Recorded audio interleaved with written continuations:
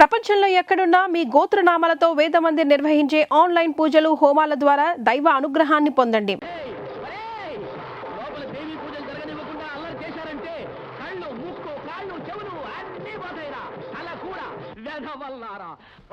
పంతులు, నీలాంటి నక్కనాయాళ్ల ప్రార్థనలు విని రాయైపోయిన దేవి మా గోలతోనైనా మళ్ళీ కళ్ళు తెరుస్తుందేమో చూస్తాం. రే కానివ్వండి.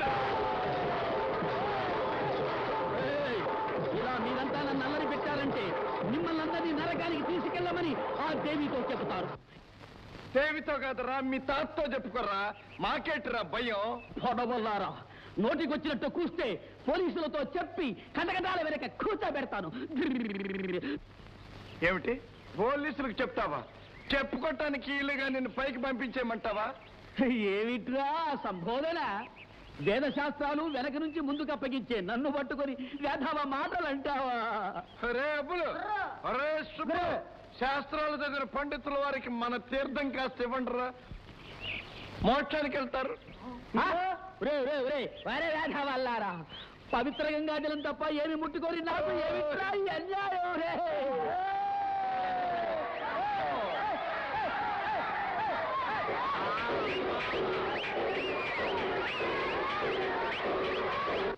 మా ఊరి మంచి చెడ్డలు చూడటానికి తమరు వచ్చినందుకు చాలా సంతోషం.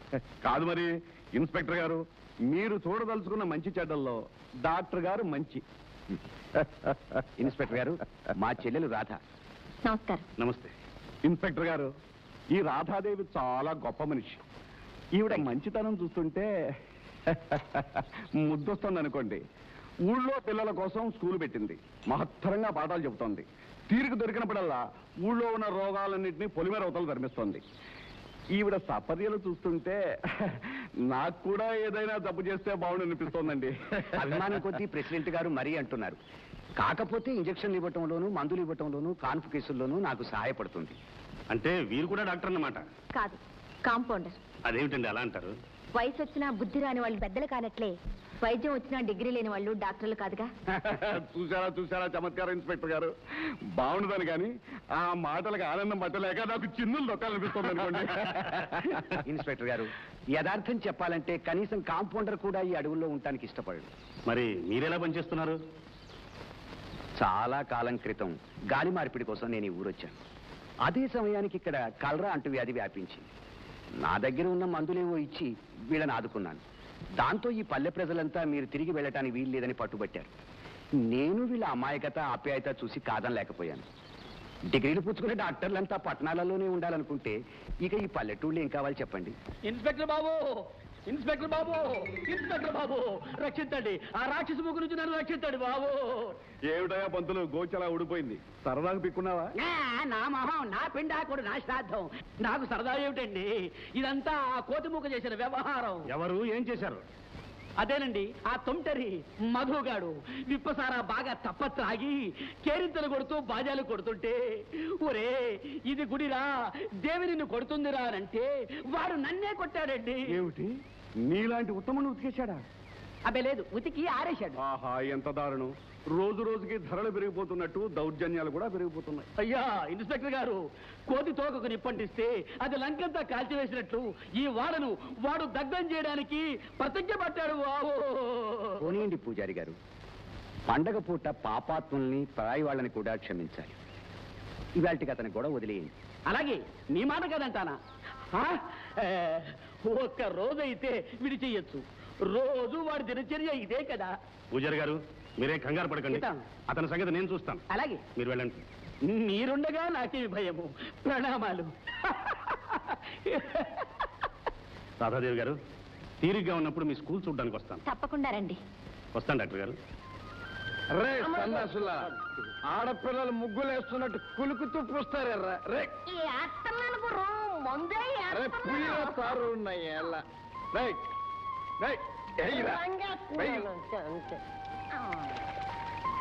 ఓ సయ్యద్ దాదా, నీ బేటి ఆరోగ్యం ఎలా ఉంది? ఏం చెప్పమంటావు బేట, రోజు రోజుకి అనారోగ్యం ఎక్కువ అవుతా ఉంది తప్ప తక్కువ కావడం లేదు. మందులు కొనడానికి పైసలు లేవు మహారాజ్. ఉన్న కాస్త ధాన్యం బాకీకి వడ్డీ అని చెప్పి ఆ బోషయ్య సాబ్ పట్టుకోపోయాడు. అల్లా ఎప్పుడు దయా చూస్తాడు. అరే ఉన్న మనిషి పక్కనున్నవాడు మంచి చెడు చూడకపోతే పైన అల్లా ఏం చూస్తాడు దాదా? అరే సుబ్బులు, 10 రూపాయలు తీసాయో దాదా గీరా. అయ్యి బాబా 10 అరే గీరా అంటుంటే చేయనయ్యా. తీసుకో దాదా. ఎందుకు బేట? వద్దు దాదా, ప్రాణాల కంటే రూపాయలకే విలువ పెరిగిపోయిన ఈ రోజుల్లో ప్రాణాలు నిలబెట్టుకోవటానికి రూపాయలు చాలా అవసరం. మా దగ్గర ఉంటే మందు ఖర్చు అవుతుంది, నీ దగ్గర అయితే మంచి పని ఖర్చు అవుతుంది. తీసుకో దాదా. మధు బేట, అల్లా నిన్ను 10 కాలాల పాటు చల్లగా చూస్తాడు. సుబ్బులు భాయ్, జరా నా పడవ చూస్తూ ఉండు. ఇదిగో సయ్యద్ బాయ్, ఆలస్యం చేస్తే నా మంత తాగెత్తాను, సూప్ పడిపోతే బేగరా. అరే చల్ బే. సార్ సార్, అడుగో సార్ మధు.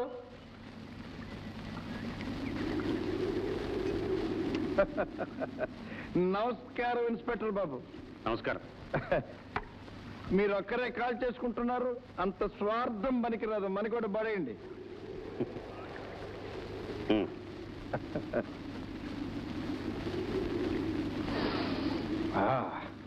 నా ఏళ్ళ తర్వాత తగలెడతాను. పర్వాలేదు, ఉంచుకో. వద్దులేండి బాబు, ఉంచుకుంటే ఊరంతా ఇన్స్పెక్టర్ని కొట్టి బలవంతాన్ని లాక్కున్నారంటారు. తీసుకోండి, ఏది అగ్గిపెట్టలేవండి.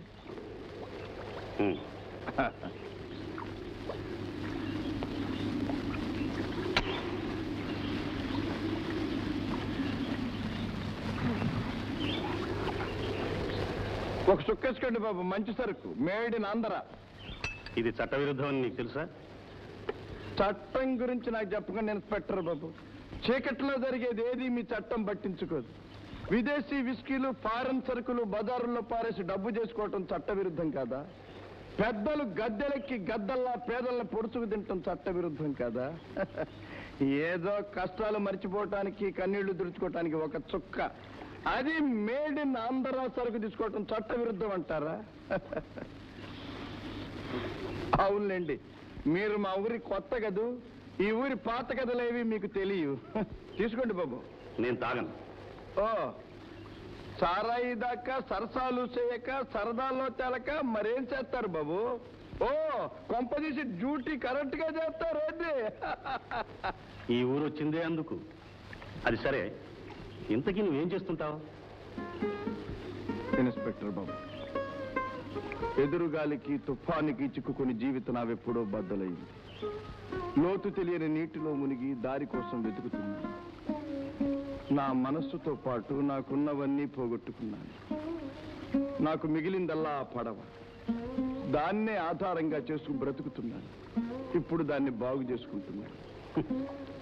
ఏదైనా బాగు చేసుకోవటం కష్టం, పాడు చేసుకోవటం తేలిక. అది గుర్తుంచుకుని బాగు చేసుకో. అట్టగే బాబు. గురు, ఆ తోక్కడు ఏం చేస్తున్నాడు చూడు. ఏం చేస్తున్నాడు? సయ్యద్ బాయ్ పరం తాడిపోతున్నాడు ఆ తోక్కడు, చూడు గురు. ఏట్రన్నా ఏలా? ఏట్రా నువ్వు చేస్తున్న పని? మాట పడిపోయిందా? మైలు రైలా మాట్లాడకుండా ఊరుకున్నావు. చెప్పుడేయాలా? మా అయ్యగారు చెప్పే పని చేస్తున్నాం. ఏట్రా మీ అయ్యగారు చెప్పేది? ఊళ్ళో పొడవలను పట్టుకుపోతావు ఏంటి? బాకీ చెల్లించకపోతే పరమో కరమో ఏది ఉంటాడు అటు పోతాం, తప్పేంటి? ఏడు తప్ప? తోకాల్ సాబ్, నా పడవ వదిలిపెట్టండి. తోకాల్ సాబ్, అది పట్టుకోపోతే నా బతుకు నట్టితో మురిగిపోతుంది. మునిగిపోతే మాకేంటి, తేలితే మాకేంటి? రావాల్సిన బాకీ పడవట్టుకెళ్తున్నా. కనికరించండి సాబ్, త్వరలో మీ బాకీ తల తాకట్టు పెట్టినా తీరుస్తాను. ఎట్టా తిరుగుతావా? వచ్చి నాలుగు డబ్బులు నీ పిల్లలు వాడాకే సరిపోతుంటేనా? అరే తోక, సయ్యద్ దాదా బతిమాలుతున్నాడు రా. ఆడి కడుపు కొట్టక. కావాలంటే నేను హామీ ఇస్తాను, మీ అయ్యగారితో చెప్పు. ఆహా, ఆమె నువ్వు ఇస్తావు, ఖర్చు లేదు కనుక. మరి బాకీ ఎవరు తిరుగుతాను? నీ బాబా? ఎంగిలి మెతుకులు తినే కోషే మోచేతి కింద నీళ్లు తగ్గే కుక్క. నువ్వెవరితో మాట్లాడుతున్నావు? మర్చిపోయారా నయ్యాలా? వదిలే గుర్రు, ఈయన శుభ్రంగా ఈ బురదలో బొజ్జు పెట్టేస్తా. వీడికి చిన్నప్పటి నుంచి బురదంటే మా ఇష్టం గుర్రు. ఇది గంధం పూసేది పూసేయడివే. అరే తాక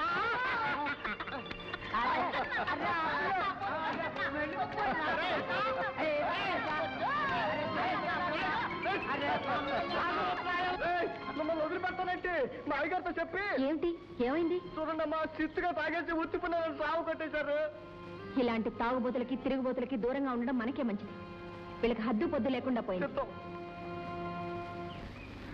అరే ఆ కొట్టేవాడు నెత్తురు కారేటట్టు ఒక్క దెబ్బ కొట్టుంటే మనకి ఎంతో లాభంగా ఉండేదిరా. అదేంటండి బాబు, నేను బురదగా ఏడుస్తుంటే మీరు దెబ్బలు ఎత్తులు అంటున్నారు.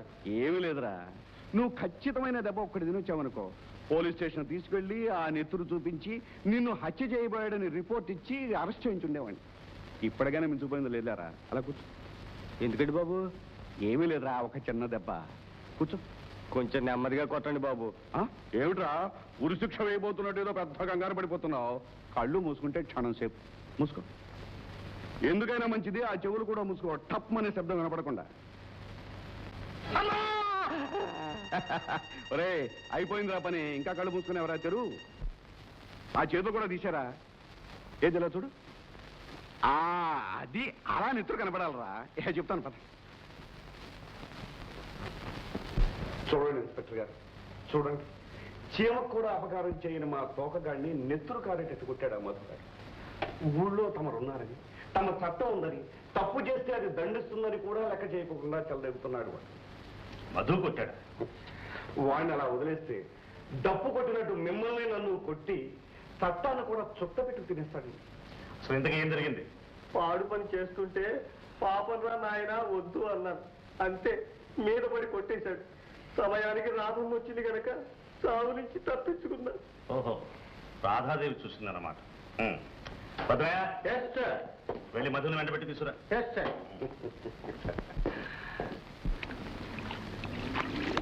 మధు, ఇన్స్పెక్టర్ గారు నేను అర్జెంట్గా రమ్మన్నారు. నాకు ఇప్పుడు తీరబడలేదు, తర్వాత వచ్చి కలుస్తానని చెప్పు. ఎంత పనున్నా సరే వెంటనే రమ్మని ఆర్డర్ వేశాను. బోడి ఆర్డర్కి భయపడి రావటానికి నీలాగా ఆయన దగ్గర పనిచేసే బంట్రోతులు గాను. ఇదిగో మధు, చెప్పినట్టు వినకపోయావా? సంఖ్యలు వేసి మరీ తీసుకెళ్తాను.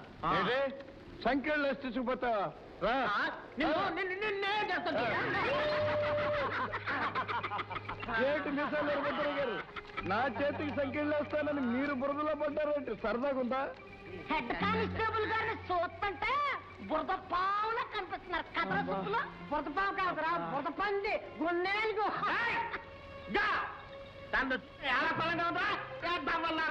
మిమ్మల్ని జైల్లో పారాయించి అలాగే లేండి, ఎందుకంటే లేండి లేండి లేండి. ఏంటి బురదలో కుర్రలాగా ఆడుకుంటున్నారు? లేండి లేండి లేండి. నవ్వండి రా, నవ్వండి. మీకు ఏడుపు వచ్చేటట్టు చేయకపోతే నా పేరు హెడ్ కానిస్టేబుల్ వీరభద్రయ్య కాదు. ఆగేసి పశువుల్లా ప్రవర్తిస్తారా?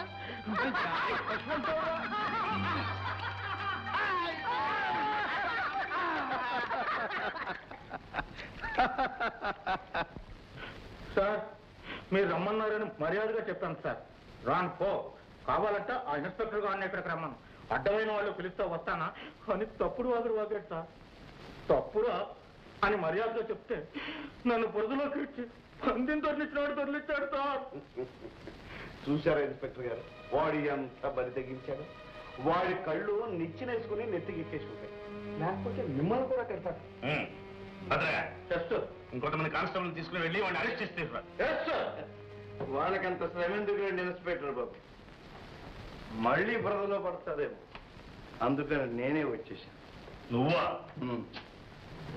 నేనే సాక్షాత్తు శ్రీ శ్రీ శ్రీ మధుసూదన్. సభ్యతగా ప్రవర్తించు. నేనేం పెద్ద మనిషిని కానుగా అని నీ ఇష్టం వచ్చినట్లు ప్రవర్తించడానికి ఇది నీ ఇల్లు కాదు. ఇన్స్పెక్టర్ బాబు, ఇంట్లో ఒకలాగా బయట ఒకలాగా, చీకట్లో ఒకలాగా వెలుగులో ఒకలాగా ప్రవర్తించటానికి నేను గౌరవనీయుడైన భూషయ్యను గాను. చూసారా మతిస్థలం లేకుండా మాట్లాడుతున్నాడు. ఇన్స్పెక్టర్ బాబు, నేను ఒక ఫిర్యాదు చేయడానికి వచ్చాను. ఎవరి మీద? నన్ను తీసుకెళ్ళడానికి వచ్చి నోటికొచ్చినట్టు తిట్టిన మీ కానిస్టేబుల్ మీద. ఓ, అయితే ఇక్కడ న్యాయం నోరు మూసుకునే ఉంటుందా? విన్నారుగా వాడి. నువ్వు కాసేపు నోరుమైనా ఇన్స్పెక్టర్ బాబు, ఇప్పుడు పెద్ద మనిషి ప్రెసిడెంట్ అయిన ఈ భూషయ్య ఒకప్పుడు భుక్తి కోసం చేతులు కట్టుకొని మా ఇంట్లో మా కాళ్ళకు వంగి వంగి దండాలు పెట్టావు. అన్యాయం గెలిచిందని, పాపం నిలిచిందని, అవకాశం అధికారం వీడి సొంతమని ఇష్టం వచ్చినట్టు వీడు మాట్లాడితే మాత్రం నేను చూపించాను. అందుకని నువ్వు అందరి మీద దౌర్జన్యంగా ప్రవర్తిస్తావా? అందరి మీద కాదు ఇన్స్పెక్టర్ బాబు, అన్యాయం మీద, అవినీతి మీద. ఏమిటా అన్యాయం? ఒక పేదవాడికి బ్రతుకు తెరువైన పడవను బలవంతంగా లాక్కోవటం అన్యాయం కాదంటారా? న్యాయాలు నిర్ణయించడానికి నువ్వెవరు? తోటి మనిషిని. ప్రతి మనిషికి అందుకు అధికారం ఉండదు. అధికారం ఉన్న మనుషులు పట్టించుకోకపోతే తెలియచేయాలే తప్ప నువ్వు తీర్పు ఇవ్వకూడదు. తెలియజేసినా తెలుసుకున్నప్పుడు నేను తీర్పిస్తే తప్ప? చట్టం దృష్టిలో తప్పే. దృష్టి దోషం ఉన్న మీ చట్టాన్ని నేను పట్టించుకోను. పట్టించుకోకపోతే శిక్ష అనుభవిస్తావు. అంటే అంటే ఏం చేస్తారు? కొడతారు, జైల్లో పెడతారు, అంతేగా? శిక్షలు చాలా రకాలు ఉంటాయి. మనిషికైతే మాట, పశువుకైతే దెబ్బ. పశువు అనే బిరుదు నాకు ఈ లంక ఎప్పుడో ఇచ్చింది. అయితే కొట్టే మార్చండి. ఓ కొట్టండి. భయపడుతున్నారా? కనీసం ఉంటే కొట్టండి, చూద్దాం. కొట్టండి.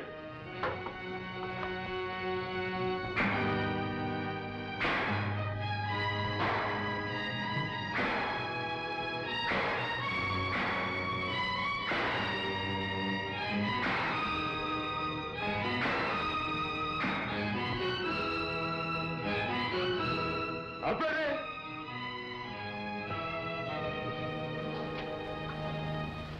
ఆవేశం పోయి ఆయాసం వచ్చిందా? కొట్టింది మీరు, మీ కోపం దేనికి? నేను ఇక వెళ్ళొచ్చా? నాతో ఇంకేమైనా పని ఉందా? ఇన్స్పెక్టర్ బాబు, వెళ్లే ముందు ఒక్క మాట. ఎంతో మంది లాగే మీరు ఈ రోజు న్యాయానికి అన్యాయం చేశారు. నా ఒంటి మీద పడ్డ ప్రతి దెబ్బ మీ గుండెల మీద గాయమై తీరుతుంది.